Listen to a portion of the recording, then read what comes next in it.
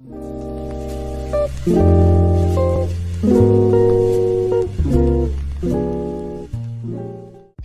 dear viewers, welcome back to the channel Basic Home First Aid. Today I'm going to show you how to apply basic first aid for a fracture, which refers to a break or crack in a bone. It is quite common around us, and the prompt care you give can help prevent further pain, damage and a life-threatening disability.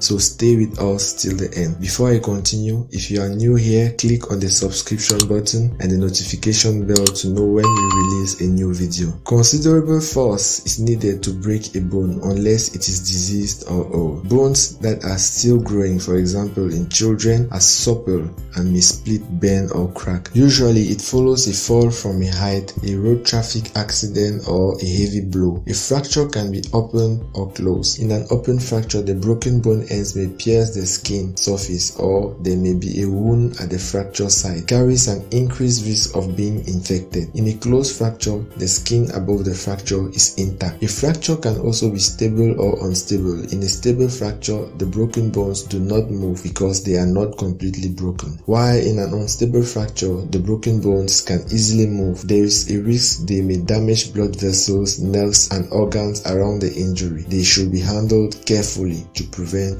further injury. How do you recognize a fracture? There's usually a deformity, swelling and bruising at the fracture site, pain and difficulty in moving the area, shortening, bending or twisting of the limb, difficulty in moving a limb or inability to walk, a wound possibly with bone ends protruding, signs of shock especially for fractures of bones of the thigh or pelvis, a cracking sound or sensation usually called crepitus of bone ends which can be felt by or held by the casualty. Do not try to elicit this. Your aims with such a casualty are to prevent movement at the injury site and arrange transportation to the hospital with comfortable support during the transit. As a general rule, when you suspect a fracture, you must immobilize the injured part before giving any additional care. To immobilize an extremity injury, you must use a splint.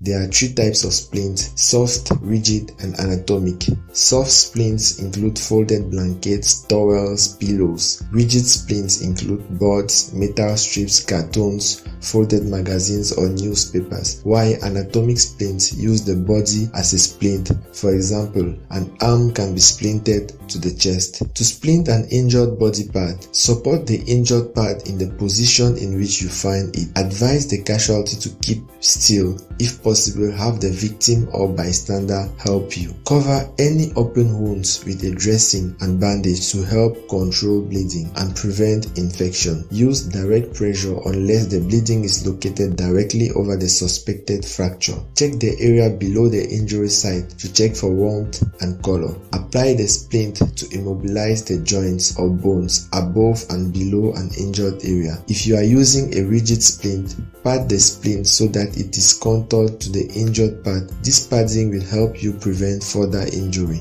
Secure the splint in place with cravats, bandages or wide strips of cloth. Avoid securing the splint directly over an open wound or the injury. For lower limb fractures, move the uninjured leg to the injured one and secure with broad fold bandages or a long cloth material. Always tie the knots on the uninjured side. Recheck below the injury site for feeling of warmth and color. Loosen the splint if the victim complains of numbness or if the area below the injury site is discolored or becomes cold. Do not raise an injured leg.